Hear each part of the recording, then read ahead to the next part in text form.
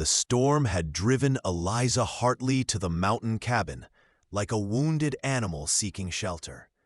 Her dress hung in tatters, mud-caked and torn from 3 days of running through the wilderness. Behind her, somewhere in those pine-dark valleys, her father's men were still searching. Behind her lay the arranged marriage to the banker's cruel son, the bruises he'd already given her during their courtship, the cage of a life she'd refused to accept. She collapsed against the rough-hewn door, fist raised to knock, when it swung open. The man who filled the doorway was enormous, 6'4" of solid muscle, earned from years of trapping, hunting, and surviving alone in these Colorado mountains. His dark beard couldn't hide the sharp line of his jaw, and his gray eyes assessed her with the same careful attention he'd give a wounded creature in his traps. Before we continue with Eliza's desperate journey, I'd love to ask you to take a moment to subscribe to the From Wild West channel and give this video a like. Your support truly means everything to us and motivates us to bring you more quality stories like this one. Also, I'm curious, where are you listening from today? Please, Eliza whispered, her voice breaking. She fumbled with the only thing of value she had left, her mother's silver locket. I can pay. I just need somewhere to stay, just for tonight.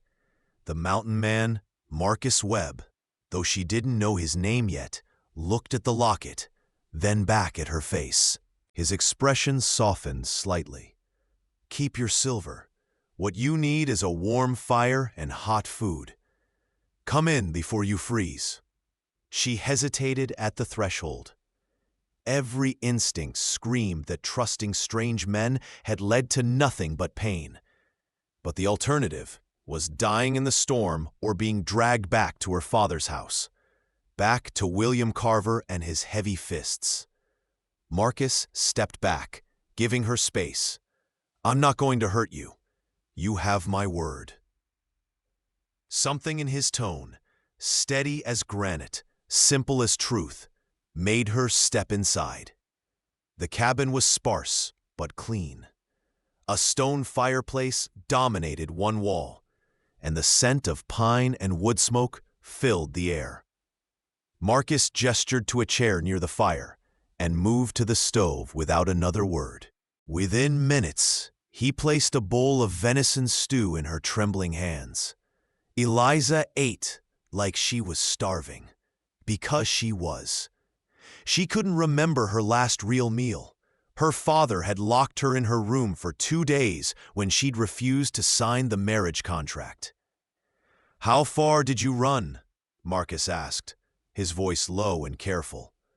3 days, maybe 4. I lost count. He nodded slowly. They'll be looking for you. I know.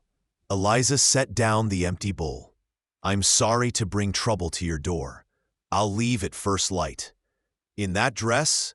With those shoes? Marcus glanced at her ruined boots. You wouldn't make it 5 miles. Storm's supposed to last another 2 days anyway. I can't stay here. It's not proper. A ghost of a smile crossed his bearded face. Proper died somewhere around the 3rd blizzard I survived alone. You're staying until you're strong enough to travel safely. That's the end of it. That first night, Eliza slept in Marcus's bed, while he took the floor by the fire. She woke twice from nightmares. William's hands around her throat, her father's voice demanding obedience, and both times she found Marcus awake, adding wood to the fire, his presence solid and reassuring in the darkness. The storm kept them trapped for 3 days. During that time, Marcus taught her how to prepare game, how to read the weather in the mountains, how to load and fire his rifle. His hands, when they corrected her stance or showed her how to skin a rabbit, were surprisingly gentle for their size. "Why are you helping me?" Eliza asked on the fourth morning, as they worked together to prepare breakfast. Marcus was quiet for a long moment, his hands still on the bread dough he was kneading. "My wife died 6 years ago. Childbirth. I wasn't here. I was down in Denver selling pelts. When I got back..." He stopped, his jaw tight. "I swore I'd never let another woman suffer if I could prevent it. That's all. I'm sorry for your loss, and I'm sorry for whatever put those bruises on your wrists and that fear in your eyes." Eliza pulled her sleeves down instinctively. She hadn't realized they were visible. "I was engaged. My father arranged it. William, my fiancé, he believed in discipline, obedience. He said I needed to learn my place before we married." Marcus's hands stilled on the dough. When he spoke, his voice was dangerously quiet. "A man who puts hands on a woman in anger isn't a man. He's a coward. My father called me ungrateful, hysterical. He said William was doing me a favor, teaching me to be a proper wife. Your father's a fool." Marcus looked at her directly. "You're not property. You're a person. You get to decide what you want from life." Those words, simple, obvious, revolutionary, made Eliza's eyes burn with tears. No one had ever said anything like that to her before. As the days turned into weeks, a routine developed.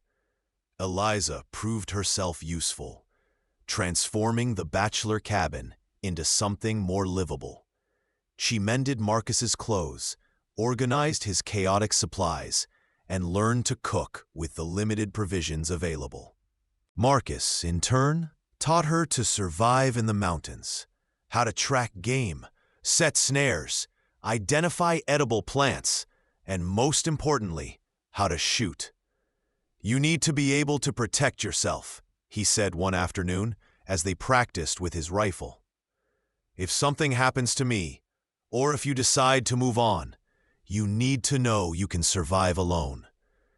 "You think I'll leave?" Eliza asked, surprised by how much the thought unsettled her. Marcus's gray eyes met hers. "I think you should have the choice. That's all I ever wanted for you, choices." The first time they touched, really touched, was when Marcus cut his hand badly while chopping wood.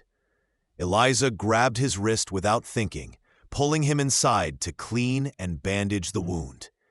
His hand was warm in hers, rough with calluses, but steady. "Go slow," he said quietly as she threaded the needle to stitch the cut. "It hurts." Eliza looked up at him. "I'll die before I hurt you." Something shifted in that moment. The air between them grew heavy with unspoken words. "Eliza," Marcus said, his voice rough, "I need you to know something. I brought you here to keep you safe, nothing more. I made a promise to myself after Sarah died that I wouldn't, that I'd stay alone. It was easier that way." "And now," Eliza whispered, finishing the last stitch, "now I see a woman worth saving, worth knowing, worth—" He stopped himself, pulling his hand back. "I won't take advantage of your situation. You're safe here from me as much as from them." But safety wasn't what Eliza wanted anymore. Over the weeks, she'd watched Marcus move through his daily tasks with quiet competence. She'd seen his gentleness with injured animals, his patience teaching her new skills, his fierce protectiveness when he thought danger might be near. She'd fallen asleep to the sound of his breathing by the fire, and woken to find him already working to make her day easier. She'd fallen in love with the mountain man, and it terrified her. The confrontation came on a bright morning in early autumn. Eliza was in the garden behind the cabin when she heard horses. 3 men rode into the clearing, her father's ranch hands, led by William Carver himself. William looked older than she remembered, his handsome face twisted with anger. "There you are, you ungrateful little—" He stopped when Marcus emerged from the cabin, rifle in hand. "You're on my land," Marcus said quietly. "State your business." William's eyes narrowed. "That woman is my fiancée. Her father sent us to bring her home. The woman has a name. It's Eliza, and she's not going anywhere she doesn't want to go." "This is none of your concern, Mountain Man. Eliza, get your things. We're leaving." Eliza stepped forward, her heart hammering, but her voice steady. "No." William's face darkened. "Excuse me?" "I said no. I'm not marrying you, William. I'm not going back." He dismounted, moving toward her with quick, angry strides. Marcus stepped between them, smoothly, his presence a wall of muscle and barely leashed violence. "You're done here," Marcus said. "Ride out while you still can." "You can't keep her," William snarled. "She's mine. We have a contract." "She's not property," Marcus interrupted. "She's a person, and she's made her choice. Respect it or get off my mountain." William reached for his gun. Marcus moved faster than Eliza would have thought possible for a man his size. His fist connected with William's jaw, dropping him like a stone. The two ranch hands reached for their weapons, but Marcus already had his rifle trained on them. "Take him and go," Marcus said coldly. "Tell her father that if anyone comes back here, they won't leave walking. Are we clear?" The ranch hands grabbed William, still dazed from the punch, and hauled him onto his horse. Within minutes, they were gone, disappearing down the mountain trail. Eliza's legs gave out. Marcus caught her before she hit the ground, gathering her against his broad chest. She could feel his heart thundering beneath her cheek. "You're safe," he murmured into her hair. "I've got you. Together, we'll face anything. Together." That night, as they sat by the fire, Eliza finally found the courage to speak the truth. "I don't want to leave, Marcus. Ever." He looked at her, his gray eyes reflecting firelight. "You should know something before you make that decision. Your sister, Clara, she was here last spring." Eliza's breath caught. "Clara was here? She came with a proposition from your father. He wanted to settle me with a respectable wife, someone who could civilize me." Marcus's expression turned grim. He offered Clara, along with a substantial dowry and partial ownership of his ranch. "What did you say?" "I sent her away. Politely, but firmly. I'm not interested in arranged marriages or your father's money." He paused, then added, "Clara seemed relieved, if I'm being honest. I got the sense she was just as trapped as you were." "They promised you to my sister," Eliza said slowly, the pieces clicking together. Marcus moved closer, his large hand gentle as it cupped her face. When he spoke, his voice was a low growl that sent shivers through her. "She never touched me like you do." "How do I touch you?" "Like I'm human," he said simply. "Like I matter. Like you see past the scars and the rough edges to something worth caring about." Clara looked at me like I was a wild animal she was supposed to tame. "You look at me like—" He stopped, swallowing hard. "Like I'm home." Eliza reached up, her fingers tracing the line of his beard. "You are home.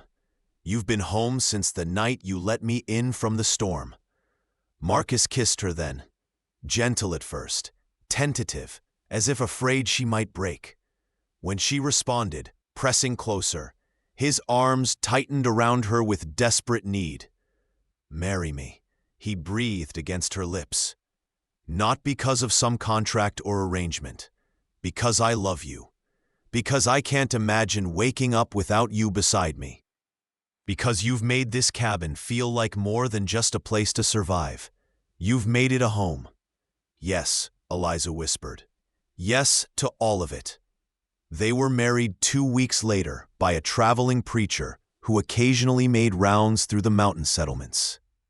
The ceremony was simple. Just the two of them, the preacher and a pair of witnesses from the trading post 10 miles south. Eliza wore a dress she'd sewn herself from fabric Marcus had bought on his last trip to town. Marcus wore his best shirt and looked terrified.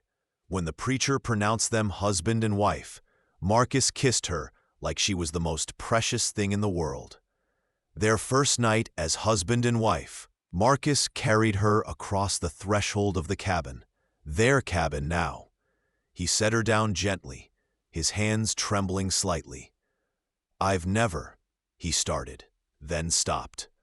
"Sarah and I, we were young, fumbling, and after she died, I never thought I'd have this again." Eliza took his face in her hands. "We'll learn together. Go slow if you need to. We have all the time in the world. I will spend every day of my life making sure you feel cherished," Marcus promised. "You're not just my wife, Eliza.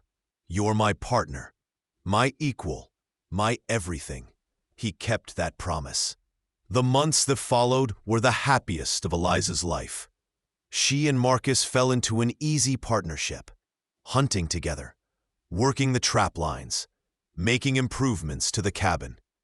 When winter came, they spent long evenings by the fire, talking about everything and nothing. Marcus taught her to read the stars and track the seasons. Eliza taught him that it was okay to laugh again, to hope again, to love again. In the spring, they learned Eliza was pregnant. Marcus was terrified and overjoyed in equal measure. "I won't lose you," he said fiercely, his hand protective on her still flat stomach. "I can't lose you." "You won't," Eliza promised. "We're stronger together, remember?" When the time came, Marcus rode through a thunderstorm to fetch the midwife from the nearest settlement. He held Eliza's hand through every contraction, whispering encouragements and promises. And when their daughter was born, healthy and screaming, Marcus wept openly. They named her Sarah Elizabeth, honoring both the past and the future. Years later, when their daughter asked how her parents met, Marcus would pull Eliza close and smile. "Your mother came to me in a storm," he'd say, "and she's been my sunshine ever since." Eliza would laugh and add, "And your father taught me that real strength isn't about never being afraid.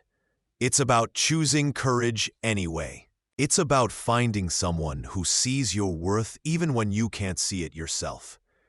Their cabin on the mountain became more than just a home. It became a sanctuary, a place where wounded souls could heal, where love was chosen, not imposed, where two people who'd lost everything found each other and built something beautiful from the ashes of their past. Marcus Webb had promised himself he'd stay alone forever, but Eliza Hartley had shown him that promises could be broken, and sometimes that breaking was the most beautiful thing in the world.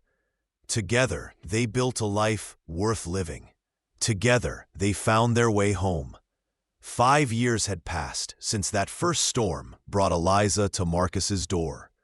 Their daughter Sarah was 4 now, wild and fearless like her father, curious and strong. The cabin had been expanded. 2 new rooms, a proper kitchen, a barn for the horses and goats. Life was good, almost too good. Eliza sometimes woke in the night, afraid it was all a dream she'd wake from, to find herself back in her father's house. But Marcus was always there, solid and real beside her. It was a Tuesday morning in late summer, when the past came calling again. Eliza was hanging laundry, while Sarah played nearby, when she heard the wagon approaching, her hands stilled on the clothesline, her body tensing automatically at the sound of visitors. Marcus emerged from the barn, his eyes immediately finding hers across the yard. He could read her anxiety in the set of her shoulders. He crossed to her in long strides, his hand settling protectively on her lower back. The wagon that rolled into their clearing wasn't what Eliza expected. The driver was a woman, elegant despite the dust of travel, her dark hair streaked with gray. She wore mourning black. Eliza's breath caught. "Clara?" Her sister climbed down from the wagon with practiced grace, and Eliza saw the changes 5 years had wrought. Clara looked older, thinner, with shadows under her eyes that spoke of sleepless nights and heavy burdens. "Eliza," Clara said, her voice breaking. "I'm sorry. I'm so sorry to come here unannounced, but I didn't know where else to go." Marcus stepped forward, positioning himself between the sisters. "What happened?" "Father died 3 months ago. Heart attack." Clara's hands twisted in her skirts. William Carver contested the will. He claimed that since Eliza abandoned their engagement, he was owed compensation, half the ranch. "That's insane," Eliza said. "There was no legal contract. Father never—" "He forged one," Clara interrupted. "William had documentation, papers with Father's signature, witnesses who swore they saw the agreement signed. The judge ruled in his favor last week. William took everything, the ranch, the cattle, the accounts. He threw me out with nothing but what I could carry." Eliza felt Marcus's hand tighten on her back. "You're saying this man fabricated legal documents and stole your family's property?" "Yes." Clara's eyes filled with tears. "And when I tried to fight it, he threatened me. Said if I didn't disappear quietly, he'd make sure I ended up in an asylum. He has the judge in his pocket, along with half the town. I had nowhere else to turn." "You can stay here," Eliza said immediately, moving past Marcus to embrace her sister. "Of course you can stay." Clara clung to her, sobbing. "I'm so sorry, for everything, for not standing up to Father when he locked you in your room, for not fighting harder when they tried to force you to marry William. I was a coward." "You were surviving," Eliza said gently, "just like I was. But we don't have to just survive anymore. Come inside." That night, after Clara had been settled in the newly built guest room, and Sarah was asleep, Marcus and Eliza sat by the fire, his arm around her shoulders. "We can't let him get away with this," Eliza said quietly. "William is a thief and a fraud. Clara deserves her inheritance." Marcus was quiet for a long moment, his fingers tracing absent patterns on her arm. "Taking on William Carver means going back down to the valley, means putting ourselves in the path of a dangerous man who has the law on his side." "I know." "Could mean putting our daughter at risk." Eliza turned to look at him. "What would you have me do? Turn away my sister? Let William's corruption stand?" "No." Marcus's jaw was set. "I'd have you do exactly what you're planning to do. Fight. I just need you to know what you're walking into. This won't be like when he came up here with 2 ranch hands. He has power now, resources, and he's had 5 years to nurse his grudge. Are you saying we shouldn't help Clara?" "I'm saying we go in smart, we gather evidence, we find allies. We don't march into town and challenge him to a duel at high noon." Marcus pulled her closer. "And we protect what's ours, our daughter, our life together. We don't take unnecessary risks." Eliza leaned into his warmth. "Together?" "Always together." Over the next 2 weeks, they planned carefully. Marcus made discreet trips to the valley, talking to old contacts, gathering information. What he learned wasn't encouraging. William Carver had used the Hartley Ranch as collateral to borrow heavily from banks in Denver. He'd expanded aggressively, buying up neighboring properties, building an empire.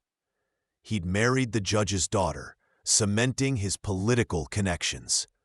On paper, he was now one of the most powerful men in 3 counties. But Marcus also learned something interesting. William's expansion had made him enemies. Small ranchers he'd squeezed out, business partners he'd cheated. Even some of his own ranch hands whispered about his cruelty and dishonesty. "We might be able to build a case," Marcus said one evening, spreading papers across their kitchen table. "If we can find the original will, the real one, and prove the contract was forged." Clara leaned forward, her eyes bright with hope for the first time since arriving. Father kept important documents in a safe in his study. If William hasn't found it, he'd have no reason to look if he already has forged documents that serve his purpose, Eliza finished. "Clara, do you know the combination?" "Father changed it every year on Mother's birthday. He thought I didn't notice, but I did. The last year before he died. It was 1832-07. Marcus stood, his decision made. "Then we're going to need to get into that ranch house and crack that safe, which means we're going to need a distraction." The plan was risky, dangerous, probably stupid if Marcus let himself think about it too long. But as he looked at Eliza, fierce and determined, and Clara, scared but resolute, he knew they had to try. They waited for the autumn cattle drive. William always accompanied his herd to the railhead, leaving the ranch house relatively unguarded. It would give them a 3-day window. On the chosen night, Marcus and Eliza left Sarah with a trusted friend at the trading post. Clara would stay back at the cabin. Her presence in town would raise too many questions. They rode down the mountain under cover of darkness, their horses sure-footed on the familiar trail. As they approached the valley, Eliza felt her pulse quicken. She hadn't been back since the night she fled 5 years ago. The Hartley ranch house, her childhood home, looked different in the moonlight. Bigger, somehow. More menacing. William had made changes. New fences, a second barn, a bunkhouse for his ranch hands. 2 guards on the main house, Marcus whispered, his eyes scanning the property. 1 on the barn. The rest are probably in the bunkhouse. Can we get past them? We're going to have to. Marcus squeezed her hand. Stay close to me. Stay quiet. If anything goes wrong, you run. You don't wait for me, you don't try to fight. You run straight back to the horses and ride for the cabin. Understood. Marcus, promise me, Eliza. She could see the fear in his eyes, not for himself, but for her. I promise, but that goes both ways. We both get out, or neither of us does. He kissed her, hard and quick. Together. Together. They moved like shadows across the property, using the buildings and fences for cover. Marcus dispatched the first guard with a blow to the back of the head. Not killing, just incapacitating. They dragged him into an empty stall and bound him securely. The second guard was trickier. He was positioned right outside the study window, their intended entry point. Eliza made the decision before Marcus could stop her. She stepped into the moonlight, her hood falling back to reveal her face. The guard's eyes widened. Miss Eliza? But you! Marcus stepped up behind him, rifle butt connecting with the man's skull. He caught the guard before he could fall and make noise. What did I say about taking risks? Marcus hissed. I said we both get out. That was the fastest way. Eliza was already moving to the window, testing the frame. It's locked from inside. Marcus produced a thin piece of metal from his coat and made short work of the lock. The window slid open with barely a whisper. He boosted Eliza through first, then followed, his large frame barely fitting through the opening. Inside, The study was exactly as Clara had described. Dark wood paneling, bookshelves, a massive desk, and behind it, set into the wall, a safe. Eliza knelt in front of it, her fingers trembling slightly as she spun the dial. 183207. The safe didn't open. Try her birthday backwards, Marcus suggested quietly, standing watch at the door. Eliza tried again. 073218. The lock clicked. The safe swung open. Inside was a collection of documents, deeds, contracts, letters. Eliza rifled through them frantically, looking for her father's will. Behind her, Marcus tensed. Someone's coming. Upstairs, multiple footsteps. I can't find it, Eliza whispered desperately. Marcus, it's not here. We need to go, now. Wait. Eliza's hand closed on a leather journal at the back of the safe. She pulled it out, flipping through pages of her father's handwriting. This is his ledger, his private accounts. Marcus, look. She pointed to a series of entries from 6 years ago. These are payments to William. Large payments, months before the engagement was announced. Father was paying him to court me.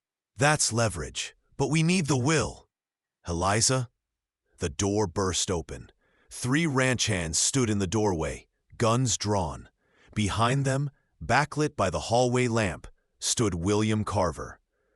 Well, William said, his voice smooth as silk and twice as dangerous. Look what we have here. The runaway bride and her pet savage. I knew you couldn't stay away forever. Eliza, you always were predictable. Marcus moved in front of Eliza, his hand on his gun. We're leaving. Don't try to stop us. William laughed. You break into my house, assault my men, attempt to rob my safe, and you think you're leaving? I don't think so. Boys, take them. What happened next was chaos. Marcus drew and fired in one smooth motion, shattering the lamp in William's hand and plunging the hallway into darkness. He grabbed Eliza's wrist and pulled her toward the window. They hit the ground, running. Behind them, shouts erupted. Gunfire cracked in the night. Marcus grunted, stumbling. Eliza caught his arm and realized with horror that blood was soaking through his shirt at the shoulder. I'm fine, he ground out through clenched teeth. Keep moving. They made it to the horses. Eliza boosted herself into the saddle and reached down to help Marcus up behind her. He was heavy, his weight sagging against her back. Hold on, she whispered fiercely. Just hold on. Together, remember? They rode hard for the mountain, leaving shouts and gunfire behind. Halfway up the trail, Marcus finally admitted what Eliza had already known. I'm hit bad, Eliza. Can't feel my left arm. We're almost home. Clara will help. We'll get you through this. The ledger, Marcus mumbled, his words starting to slur. Did you grab it? Eliza patted her coat pocket where she'd shoved it. Got it. Good. That's good. Love you so much. Don't you dare say goodbye, Eliza said fiercely, tears streaming down her face. We have a daughter waiting for us. We have a life together. You don't get to leave me, Marcus Webb. Not now. Not ever. By the time they reached the cabin, Marcus had passed out from blood loss. Clara helped Eliza get him inside, onto the kitchen table. The bullet had gone clean through his shoulder, which was both good and bad. Good because there was no metal to dig out. Bad because of the massive blood loss. Clara proved her worth that night. She'd learned field medicine from a doctor friend over the years, and her hands were steady as she cleaned and stitched Marcus's wound, while Eliza held his hand and whispered prayers she'd never thought she believed in. It took 3 days before Marcus opened his eyes. 3 days of Eliza refusing to leave his side, of Clara forcing her to eat and drink, of little Sarah asking when Papa would wake up. When he finally surfaced, his first word was her name. "Eliza? I'm here." She gripped his hand. "I'm right here. Did we get what we needed?" "We got something better." Eliza pulled out the ledger. Evidence that William was blackmailing father. Proof that the engagement was bought and paid for, not a legal contract. "Clara's been going through it. There's enough here to prove fraud. Maybe even racketeering." Marcus tried to sit up, winced, and let Eliza ease him back down. "But no will." "No will yet," Eliza corrected. But Clara had an idea. "We're going to hire a lawyer from Denver. Someone who isn't in William's pocket. Someone who specializes in fraud cases. With this ledger and Clara's testimony, we have a chance. It'll be expensive. We have some money saved. And Clara says there's a lawyer who might take the case on contingency if it's solid enough." Eliza smoothed his hair back from his forehead. "You almost died for this, Marcus. For my sister's inheritance. For justice." "No," Marcus said, his gray eyes finding hers. "I risked my life for you. Because you needed to do this. Because your family matters to you. Everything you care about matters to me. That's what love is, Eliza. That's what together means." She kissed him, gentle and reverent. "Then let me say this. No more heroics until you're healed. Doctor's orders. You're not a doctor. No, but I'm your wife. And I'm pulling rank." Marcus smiled, tired but genuine. "Yes, ma'am." The recovery was long. Marcus's shoulder healed, but not without complications. Infection set in during the second week, bringing fever and delirium. Eliza stayed by his side through all of it, changing bandages, forcing him to drink water, cooling his fevered skin. On the worst night, when his fever peaked and she was terrified she'd lose him, Marcus opened his eyes and looked at her with complete clarity. "I'm not going anywhere," he whispered. "I made you a promise. Every day of my life, I'll make sure you feel cherished. That promise doesn't end just because I got shot." "You stubborn, foolish, wonderful man," Eliza said, laughing and crying at the same time. "I love you so much it terrifies me." "Good. Be terrified together with me. It's less scary that way." While Marcus recovered, Clara and Eliza worked on building their case. The Denver lawyer, a shrewd woman named Margaret Price, came to the cabin to meet with them. She reviewed the ledger, took Clara's testimony, and declared the case winnable but not guaranteed. "William Carver has resources and connections," Margaret explained. "But he's also made enemies. If we can convince some of those enemies to testify, if we can prove the forged contract was part of a larger pattern of fraud, we might be able to not only recover your inheritance, but also bring criminal charges." "What do you need from us?" Eliza asked. "Time, patience, and enough money to make it to trial." Margaret named a figure that made Eliza's heart sink. Marcus, propped up in bed, but listening to every word, spoke up. "We can sell some land. I've got 40 acres on the east slope that a logging company has been wanting. It won't be enough for the full fee, but it's a start." "Marcus, no," Eliza protested. "That land has been in your family." "My family is you and Sarah, and now Clara," Marcus interrupted firmly. "Land is just land. Justice is worth more." In the end, they cobbled together the money through a combination of selling land, liquidating their savings, and taking a loan from the trading post owner who'd known Marcus for years. Margaret Price took the case. The trial was set for spring, 6 months away. 6 months to gather evidence, interview witnesses, prepare testimony. 6 months of waiting and worrying and hoping. During those months, something unexpected happened. Clara bloomed. Away from her father's oppressive household, away from the expectations and judgments of town society, she discovered who she really was. She helped around the cabin and the property, learning skills she'd never been allowed to develop as a proper lady. She was good with horses, excellent at tracking, and she had a sharp mind for strategy that proved invaluable in planning their legal case.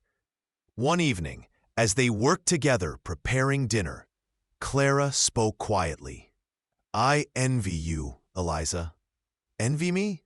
Why?" "You had the courage to run, to choose your own life. I stayed because it was easier, because I was afraid." Clara's hands stilled on the vegetables she was chopping. "Father tried to marry me off to Marcus, after you left." "I know. Marcus told me." Clara looked up, surprised. "He did?" "He said he sent you away, that you seemed relieved." "I was relieved, not because Marcus isn't a good man, he is, but because I realized in that moment that I didn't want marriage at all. Not to Marcus, not to anyone Father chose, not to anyone." She took a deep breath. "I think I might prefer the company of women, romantically, I mean." Eliza absorbed this, then reached over to squeeze her sister's hand. "Thank you for trusting me with that." "You're not shocked? Disgusted?" "Clara, you're my sister. I love you. Who you love doesn't change that." Eliza smiled. "Besides, after everything we've been through, this is hardly the most shocking revelation." Clara laughed. The sound bright and free. "I suppose you're right. Is there someone?" A blush colored Clara's cheeks. "Maybe. Margaret, the lawyer. She's been very kind, very attentive. She invited me to Denver if we win the case. Said she could use someone with my attention to detail to help with her practice." "Clara Hartley, are you falling in love with our lawyer?" "Maybe," Clara repeated, but her smile was radiant. "Is that foolish?" "The only foolish thing would be not pursuing something that makes you this happy." Eliza hugged her sister. "You deserve love, Clara. Real love, chosen love, just like I found with Marcus." By the time spring arrived and the trial date loomed, Marcus was fully healed. The scar on his shoulder was thick and raised, but his strength had returned. More importantly, his presence would be crucial in court. The mountain man who'd stood up to William Carver, who'd nearly died exposing the truth. The day before they were due to leave for town, Marcus found Eliza standing outside, watching the sunset paint the mountains in shades of gold and crimson. "Second thoughts?" he asked, wrapping his arms around her from behind. "Just thinking about how much has changed. 5 years ago, I stumbled to your door in a storm, desperate and terrified. Now look at us, a family, a home, fighting for justice in a courtroom." "Scared?" "Terrified," Eliza admitted. "What if we lose? What if William wins again?" Marcus turned her to face him, his hands cupping her face with infinite gentleness. "Then we come back here, to our mountain, to our daughter, and we keep living. We keep loving. We've already won the things that matter, Eliza. The trial? That's just about making sure others don't suffer like you and Clara did. When did you become so wise?" "The day a stubborn, fierce, beautiful woman taught me that running toward something was braver than running away from it." He kissed her forehead. "Whatever happens tomorrow, we face it together." "Together," Eliza echoed. The word, a prayer, and a promise. The next morning, they rode down the mountain as a family. Marcus, Eliza, Clara, and little Sarah, who'd been deemed old enough to attend for at least part of the proceedings. The trading post owner had agreed to testify about William's threats to other small ranchers. Two of William's former ranch hands had come forward with stories of fraud and intimidation, and Margaret Price had uncovered 3 other contracts that bore suspiciously similar forgery techniques to the one William claimed gave him rights to the Hartley Ranch. The trial lasted 4 days. William Carver sat at the defendant's table in an expensive suit, every inch the respectable rancher and community leader. But as witness after witness took the stand, as evidence mounted and patterns emerged, cracks began to show in his carefully constructed facade. Eliza testified on the second day. She spoke clearly and calmly about the engagement, about William's violence, about her father's payments documented in the ledger. William's lawyer tried to discredit her, called her hysterical, claimed she'd been seduced by a wild mountain man, and abandoned her responsibilities. Margaret Price's cross-examination was surgical. Miss Webb was contracted to marry your client against her will, correct? And when she exhibited bruises consistent with physical abuse, she was called hysterical rather than protected. And when she fled for her life, your client pursued her and attempted to have her forcibly returned. Does that sound like the behavior of a respectable suitor or a predator? Clara testified on the third day. She was nervous but composed, detailing the forged contract, the stolen inheritance, William's threats. When William's lawyer suggested she was simply bitter about being disinherited, Clara met his eyes steadily. I'm here because my sister nearly died fleeing this man, because Mr. Webb was shot protecting us while we sought proof of fraud. Because justice matters more than fear. You can try to discredit me, but the evidence speaks for itself. Marcus testified last. He was an imposing figure in the courtroom. 6'4", broad-shouldered, his gray eyes steady and unwavering. He spoke economically, answering questions directly. Yes, he'd provided sanctuary to Eliza. Yes, he'd witnessed William's threats and violence. Yes, he'd been shot during their attempt to gather evidence. And would you do it again? Margaret asked. Without hesitation, Marcus replied. Protecting innocent people from predators isn't a choice, it's a responsibility. The jury deliberated for 7 hours. Eliza sat between Marcus and Clara, her heart hammering so hard she was certain everyone could hear it. Sarah slept in Marcus's lap, exhausted from the long days. When the verdict came, the foreman stood. On the charge of fraud, we find the defendant William Carver guilty. On the charge of forgery, guilty. On the charge of theft by deception, guilty. Eliza's legs gave out. Marcus caught her, as he always did, holding her steady while the courtroom erupted around them. William Carver was sentenced to 5 years in territorial prison. All assets acquired through the fraudulent contract were to be returned to Clara Hartley, along with damages for the suffering caused.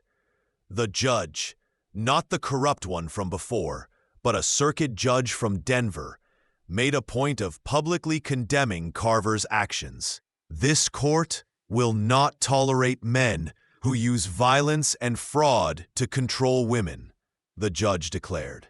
Let this verdict serve as notice that such behavior will be prosecuted to the fullest extent of the law. Outside the courthouse, Clara threw her arms around both Eliza and Marcus. Thank you. Thank you both. I never thought, I didn't believe we could actually win. You fought for yourself, Eliza said. We just stood beside you while you did it. Margaret Price approached, legal documents in hand, and a warm smile directed at Clara.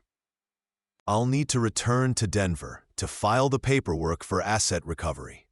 Miss Hartley, that invitation to visit my offices still stands, if you're interested. Clara's blush was immediate and obvious. I think I'd like that very much, Miss Price. Margaret, please. I think we're past formalities now.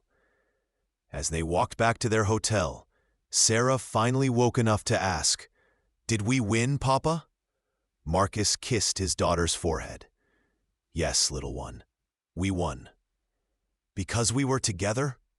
Eliza and Marcus exchanged a look, the kind of wordless communication that comes from years of partnership, from survival and struggle and choosing each other again and again.